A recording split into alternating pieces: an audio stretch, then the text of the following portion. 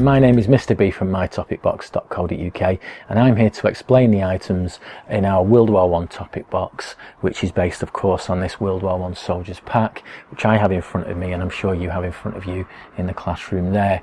The way that this is going to work, teachers, is I'm going to explain the items, I'm going to pick them up and explain them, give you more information, maybe throw in a few photos in there as well on the screen, and you can of course pause it at any point if you want to pass items around or have a discussion in class about how the items were used. So without further ado, let's get started.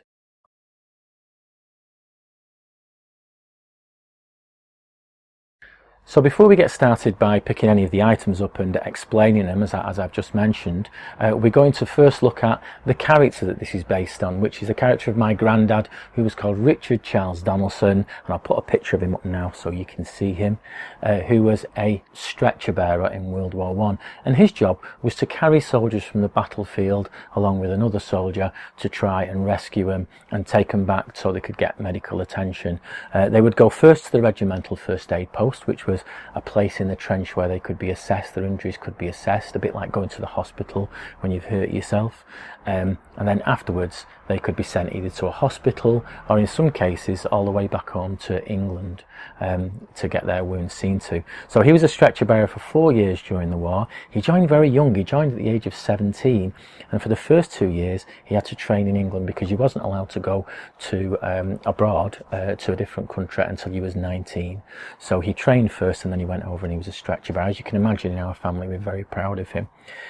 The other thing is, you'll notice that there are no bullets or weapons or anything like that, and that's because stretcher bearers and all the medical services weren't allowed to carry weapons, because there was a rule before the war started called the Geneva Convention that all the armies signed up to.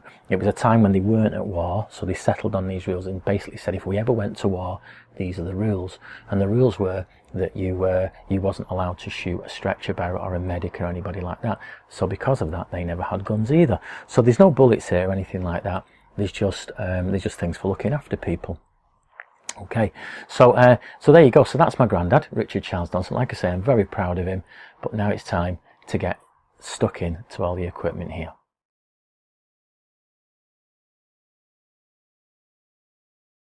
Okay, so now that we know that, let's have a look at what sort of equipment Richard and his fellow soldiers had. I'm going to start with the food. We're going to start with a phrase which is an army marches on its stomach. It's quite a common phrase, and it sounds ridiculous, an army marches on its stomach, because you can't march on your stomach, can you? Because you need feet to march with. But what it means is that if you feed a soldier, he'll have the strength to march. That's basically what it means. So if you give a soldier lots of food, he's going to be strong enough to fight and to march and do whatever you ask of him, really. And that takes us straight forward over to this side here to our food part, and this, which is called a mess tin. Which is a bit of a strange name, really, but a mess tin is used to describe this tin that's basically a set of pans that come open like this. 3 big pans. You can see how big it is. It reminds you of sort of camping and stuff like that, doesn't it? 3 big pans that you can pull out like a little set and cook all your food on. We'll come to the food in a second. You also get this as well. Or should I say, you never got this. The soldiers never got these. They had to buy them, which is a bit cruel, really. They're fighting for the country, the king and country, and they weren't even given one of these, which is a little cooker. It's called a Tommy cooker because the nickname for soldiers was Tommy, even if the name weren't Tommy. And basically all it is, it's a little wax candle inside made of paraffin wax that doesn't actually give off smoke, so that the soldiers in the trenches wouldn't be able to be seen. You don't want a fire in the trench showing smoke, you're going to get blown up, aren't you? So it was smokeless fuel, and basically this is what you do. You do this, and these are really good. I've actually used these in my garden to see if I could sort of boil a brew on it, a cup of tea, and within a couple of minutes, it's quicker than a kettle, really, because it's all made of metal. It really gets hot and heats up, and if you think it's only like a match, like a candle, so there you go. So that's a Tommy cooker that they had to buy themselves. Can you believe that? But like I say, it all packs up nice and neat like this, so you can take it away with you and then you can use it again. Now, some of the soldiers couldn't afford these or preferred not to buy them, so instead what they did was they would make little fires in the side of the trench, but of course you've got the problem with smoke if you do that. Or even bits of sandbag. We've cut bits of sandbag up. They could put candle wax on them or dip it in one of those Tommy cookers that had all melted, and they'll leave a bit of string out the side, and they're sort of like, looks like a sort of big piece of sort of waxy, like a candle really, and you can light that and you can make a little fire. And of course, because it's used from that, it's smokeless. So that was one of the ways they did it. But yeah, can you imagine that, not being even given anything to cook your food on? Okay, so now let's move on to the food with these items here. We've got 1, 2, 3, 4, 5, 6 items here that are all to do with how a soldier actually ate. Like I said, a soldier marches on his stomach. Keep a soldier nice and full, and he's got lots of energy to fight. So we're just going to move this one out of the way for a second, because that's a separate one. That's not in the rations at the moment. That came from home. We're going to explain that in a minute. But we've got 1, 2, 3 meals. You need 3 meals for the day. And then you've got some biscuits as well. You've got something else in there we're going to come to. So you're going to start the day with your pork and beans. This is a ration, it says on their rations. These are just replica tins, by the way. So they're not sort of 100-year-old food inside. Don't worry about that. They're just replicas. But this pork and beans, yeah, you can put it in your tin. You can warm it up in the morning. Very, very quick to warm up. It's like the sort of beans and sausage you might have nowadays, something like that, really. For your lunch, you've got some what we call bully beef, which is also called corned beef. You might have had that yourself. There was a story that in Turkey, when the soldiers were fighting in a place called Gallipoli, the trenches were so close together that the Turkish soldiers who were fighting us threw over dates for the British soldiers, because they didn't always hate each other that much, and the British soldiers threw this back, and the British soldiers loved the dates. It was really nice, they ate them, but the Turkish soldiers threw this back at them. So I don't know how true that is. So that's your lunch. You can use these biscuits in it as well. Now these are called hardtack, these hard biscuits. You still get them in the army nowadays. These are not real ones from the war, but they are real biscuits that have been made with a modern recipe. These ones are a few years old, but they never go stale. I've had these about 3 or 4 years now, and they never ever go stale. They smell a little bit like brown bread. They are very brittle, so please don't try and snap them. If you do break any, by the way, don't worry about it. I won't charge you or anything like that, but obviously try not to. But you can just tap them as you pass them around and have a smell. Like I say, they smell a bit like brown bread. So they go soft if you put them in hot water, or you can open your bully beef and you can use it like a spoon and eat it like that. So bully beef and biscuits was quite a popular meal for some of the soldiers. And then for tea time, looks a little bit like this one, but for tea you want a little bit more, don't you? So this is a tin which looks a little bit like a treacle tin actually. Another service ration, but this one's beef stew. So you can see it's very heavily meat based. We've got meat in every single one. So let's come to our next tin here. Now the reason I put this to one side is because this is a little bit different. This is actually Peacock's jam, green gage and apple, which green gage is a bit like gooseberries, like a green fruit. And at the start of the war, jam wasn't given to soldiers because, well, they wanted to give the soldiers things like meat to give them lots of strength, lots of protein. But they realised that when people were sending jam to soldiers from home and little bits of cake and things like that, that it made the soldiers feel good and it gave them lots and lots of energy. And of course, it's pure sugar jam. That's basically all it is. So you give a soldier that, he's definitely going to be ready to fight. So by the end of the war, they was actually putting jam on the rations. So there you go. I think that's a good example of what a soldier would have had for one day. 3 meals plus something from home, or maybe something a little extra as well. And they also got food back from the reserve trenches, which was the trenches behind the main lines, or even the camp as well. But the only trouble was, by the time it got to you, of course, it had either run out or it had gone very cold. So that is why you needed your rations if you was in the trenches. Soldiers, by the way, in the trenches only spent about 1/5 of the time in there, and that was the most they spent. There was some spent even less than that. So sometimes they was in the reserve trenches, which were behind, which were much more cleaner, a lot better than the front line trenches, and sometimes they were back in the camp. So there you go. So that's the food. And also this as well, actually, the last one. These are OXO cubes. Now you might have heard of OXO cubes. You might have had these on your Sunday dinner. You might have had it with some corned beef maybe. And these are of course like a beefy drink. You can still get them nowadays. They're in tin foil nowadays. It's a beefy drink that you can make maybe to dip your biscuits in or something like that. Okay, so that's the food.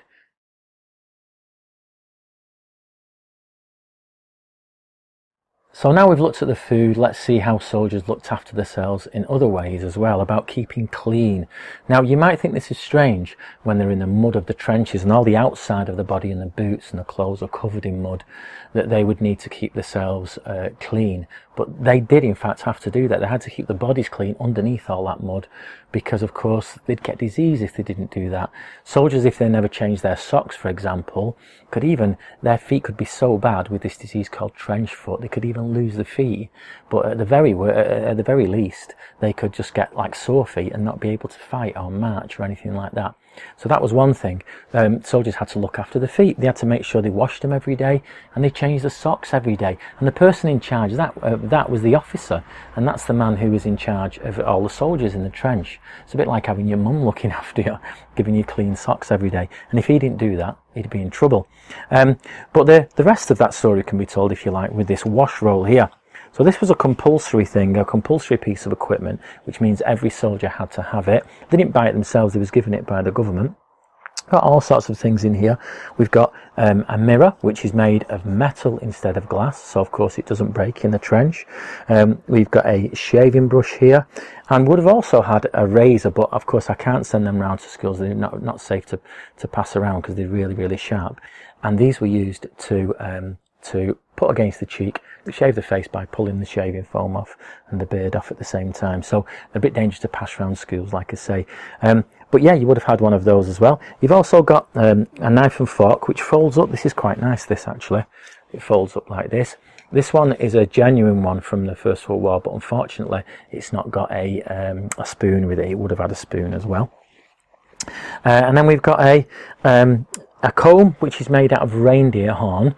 Now in those days, plastics were quite rare. They were invented at the back end of the Victorian times, about the 1890s, plastics, but they weren't around a lot. So this is made of reindeer horn. We've got this here, which is another strange thing that the soldiers had to buy themselves, which, believe it or not, guys, is toilet paper. It's not much, is it, really? A little tiny bit of toilet paper, they had to buy that. Maybe they would have bought it when they went to buy the Tommy cooker from the same place. We've got some leather laces, because in those days the shoelaces were made of leather, the soldiers' shoelaces. And we've got this lovely, lovely bone toothbrush. This is made out of animal bone, and it's made out of horsehair here, and you can actually see it says 1914 on this one. It's quite a nice example. And then we've also got this, because soldiers, if they went on parade, they went to if they had a few days off and they had to look smart for the general or something like this, they had to use this to make sure they kept really clean and really smart. And I'm just thinking, actually, I think we'll do this as a mystery object. I wonder if you could guess what this is. So of course we can pass it around class, and you can see it and get a close look. See if you can work out what it was used for. It was about looking smart. There's a clue for you. So teachers, if you would like to pause it, you're quite welcome. If not, if you want to just have a word with the person next to you, I'll count 5 seconds on my hands and see if you can get it, okay? So here we go. So have a little discussion, see if you can work it out. And I'm going to count 5 seconds, see if you can guess it. So 5, 4, 3, 2, 1. So it's actually a button stick. So it's for putting around your buttons. So I want you to imagine that this is a uniform here, and you would put it on there like that, and it's so you don't get polish on your uniform. It's a great idea, that, isn't it, really? And it's got different size ones for different size buttons as well. You're getting all the detail. You can put it under things and round things, and basically stop getting polish all over your clothes. They still use them in the army today. So there you go. So that's a button stick. We've also got a brush as well, of course, to keep the mud off your shoes, not while you're in the trenches, but when you're back at the camp maybe, or if you have a night off or something like that. A couple of other things as well. We've got it's basically flea powder, this is lice powder that you can put on you. And the thing is, you also need one of these as well, a candle. Now this candle isn't just used for reading things like these trench orders I have here, which tells a soldier what to do in the trench. It's also used to kill lice and fleas, little tiny bugs that get inside your uniform. And basically what you can do is you can take your coat off, you can go down the seams with this, and you can hear this cracking, and that's the eggs actually bursting with the flame of the candle. Don't go too far though, because if you burn the thread, then your coat comes apart. So soldiers would do that for each other as well. But there's a lot of soldiers who said they were like sort of monkeys behind each other, picking the lice off each other's backs so that they could look after each other. And soldiers, you know, did that. They looked after each other as much as they could. They shared food, they helped each other clean and things like that. Got some soap as well. Soap was used, it was a bar, of course. They didn't have squirty soap in those days, but it was all about keeping a soldier clean and healthy with good food, plenty of calories, and lots of things to keep the cells clean and nicely shaven, so you don't got those lice in your beard as well. Okay, so that's how soldiers kept the cells clean with their wash roll.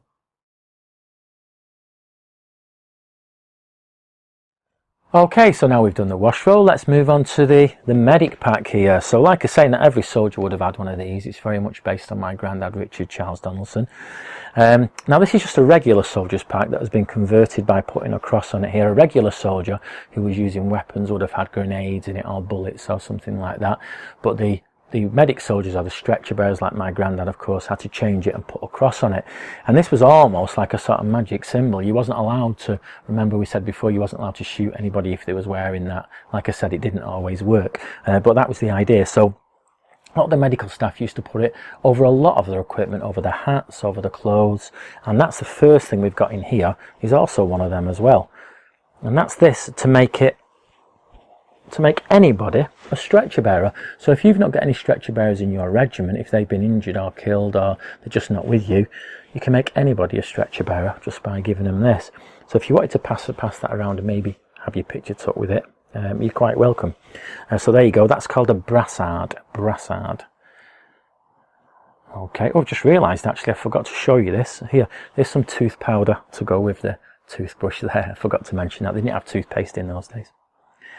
Okay, what else we've got here?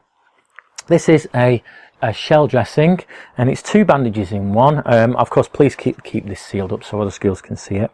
But there's 2 bandages in one, and it's a bit of a sad story, this. It means that it's one for where the bullet goes in and one for where the bullet comes out, which is quite sad. But that's what it was about, the war, wasn't it? It was about looking after people. But I don't see these things as bad things. I see these as good things, because it showed that the government was really thinking about how to help people. This saved many, many lives, this one. So there's a shell dressing. We've also got this, a triangular bandage, which is an isosceles triangle. I'm going to leave that one with you and maybe let the teacher explain that, or see if anybody knows it. But basically the beauty of this triangle, this triangular bandage, is that you can fold it in half and in half again, and it makes a much smaller version of itself. So you can make it for different size people. So you can bandage young people, older people with it, bigger people, anybody with the same bandage. You can make bandages for all over the body with that. Okay, so what else have we got? We've got some regular small bandages here. These are just tube bandages to wrap around people. And I've also got this as well. You might not expect this. Some Rowntree's King Chocolate here. Now, why do you think the medical staff would have chocolate inside a pack like that? Is it because they get hungry? What do you think? I'll let you discuss that with the person next to you. Teacher, if you want to pause it, you can do. And I'll give you a 5-second countdown. See if you can guess what that was used for. Are you ready? Here we go. 5, 4, 3, 2, 1. Okay, it was used to make soldiers feel good. If they're shot or injured, they feel bad, don't they? So they can give them a little bit of chocolate and they can feel better about themselves. It wasn't a compulsory part of the kit, but researching this and looking into a lot of what soldiers and stretcher bearers and medics carried, a lot of them carried things like that, and even cigarettes, unfortunately, because cigarettes in those days, people didn't realise the dangers like they do today. So if it was something to make a soldier feel good, then there you go. They would have also had some scissors in there as well, by the way, but of course I can't send really sharp scissors around schools. But scissors, they would have had scissors to make sure they can cut the clothes open to get to the wound, and also to cut bandages as well. Okay, so that's the medic pack. We've done the food, we've done the wash roll, and we've done the medic pack. Now, let's get into the final thing, which is a really nice object. It's a real thing from World War I, and it's a present from a princess. It's an incredible thing. It's this thing here, and we call this a Princess Mary tin. Now, Princess Mary was the King and Queen's daughter, and she felt really sorry for the soldiers in the trenches in the First World War, especially in the winter of 1914, the first year of the war, which was really, really cold.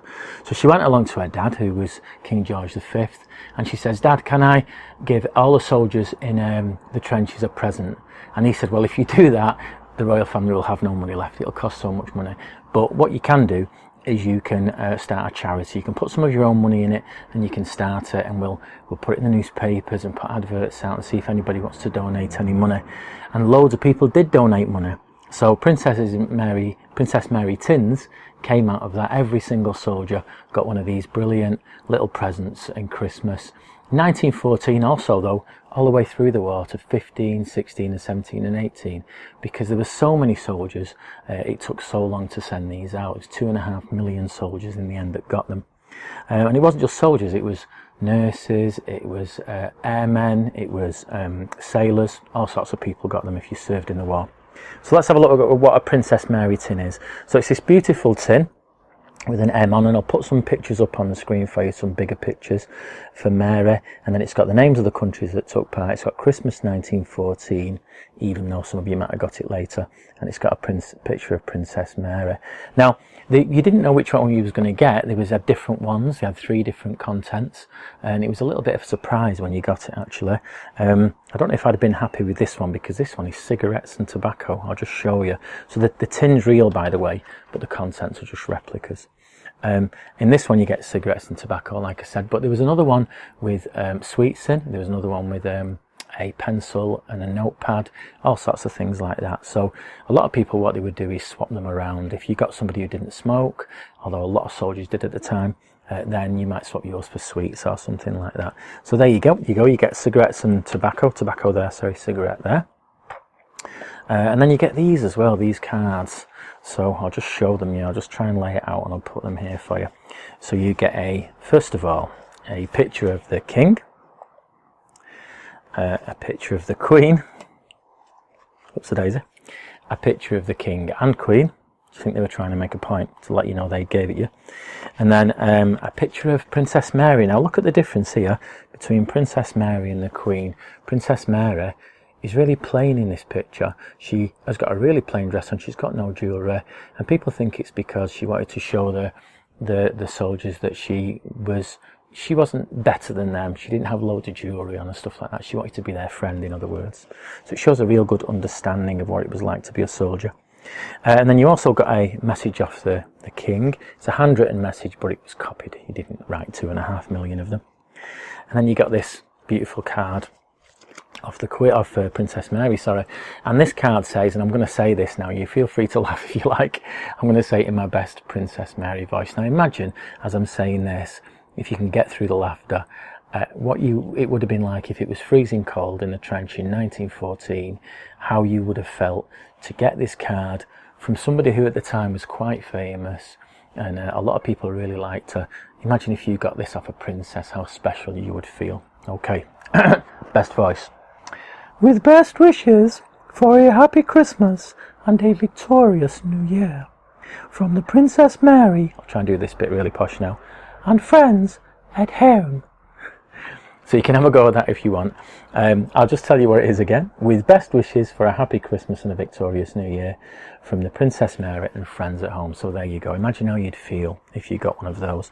So there you go. That's a real Princess Mary tin with some replica content. Okay, well, I said that was the last thing, but I forgot actually. We've got this over here. We've got this cap, and this is a copy of my granddad's cap. It would have been the same as this, except he would have been a bit smaller. He was smaller than me. His cap would have been smaller, and it's got the Royal Army Medical Corps badge on the front, which of course he was a member of. And this is how you can put it on. You can all try this on later on, and teachers, if you want to bundle everything up afterwards, pack it all back up again and have a picture taken with the pupils holding the pack plus the hat on, you're quite welcome. We don't wear it all scruffy like this, like you're not bothered. I want you to be a proud soldier, so I want you to wear it so you can, the trick is so you can see the top of the peak there, the front of the peak with the top of your eyes, and you're looking down. You can stand up like a brave soldier there. Okay, so there you go. So that's the hat. So I hope you've enjoyed looking at this explanation of the contents of my World War I topic box in your school, to give you a real good experience of what it was like to be a World War I soldier. I hope you have some good learning from it. There's some other stuff you can do online. There's all sorts of different activities you can do. So like I say, I hope you enjoy it. I hope you get a lot from it. Thanks very much for watching, and enjoy learning about World War I.